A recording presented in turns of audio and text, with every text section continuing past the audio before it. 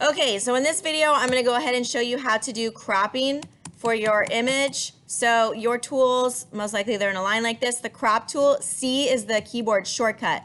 So I've got my image, I have some editing layers. You don't need to worry about those unless you're going to crop outside of your image. When I say crop outside of your image, let me show you what I mean. That is if you are like so, wanting to add a little white border, okay? If you want to add a little white border, there's one step we need to do first. But we'll just pretend I don't need to add a white border, so I'm going to, again, go ahead and grab my crop tool, and I'm going to choose there is one here that says 8 by 10. You're actually not going to choose that one. You need to choose the one that says W by H by resolution. So that's width by height by resolution. So you can do 8 by 10 or 10 by 8, depending if it's vertical or horizontal, right? If it's landscape or portrait.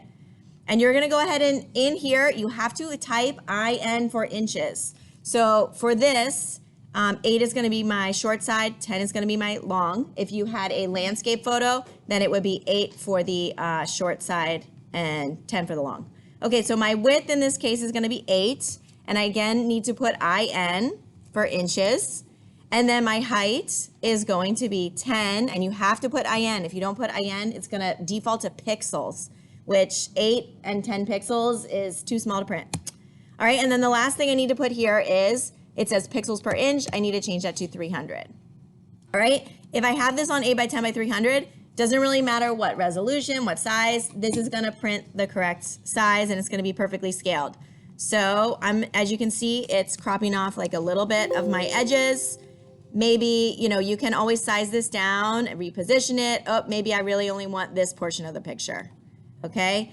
There's nice little guidelines if you wanna do some rule of thirds stuff or, think about lining things up at the intersection of the thirds. That helps bring your viewer's eye right here. But again, for cropping, you don't always have to use that, right? Sometimes we break the rules.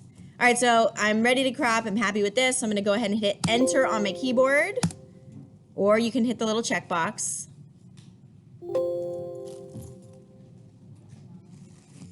All right, and this is now sized. If you're not sure if your image is properly sized, my screen is like a little bit low here.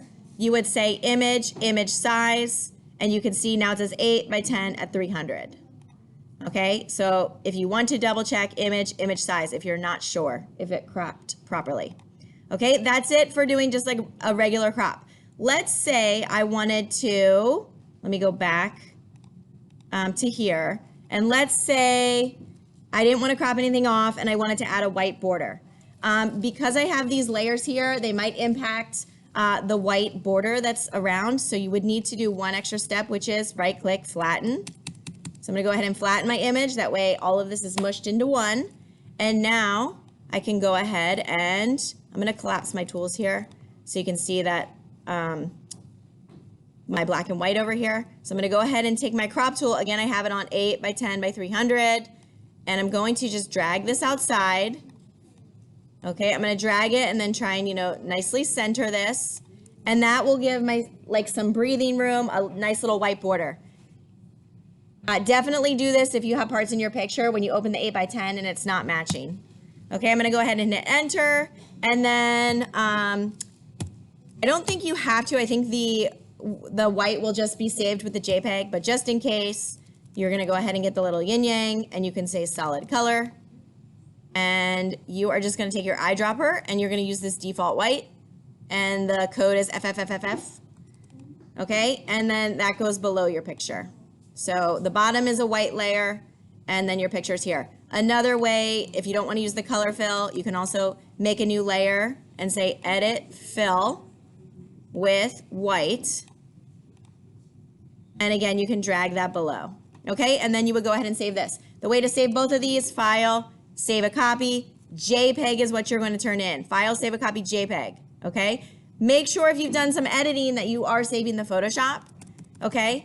And if you've resized it or scaled it smaller, don't save that change, okay? You don't ever want to get rid of resolution. So make sure when you save your JPEG, maybe you say 8 by 10 crop or something like that. So that way you don't overwrite the full resolution file. Okay, and then that's what you're gonna go ahead and turn in. If you add your name on there, actually, it's even better. When I download the files, then I know exactly like who I'm giving the file to after I print it.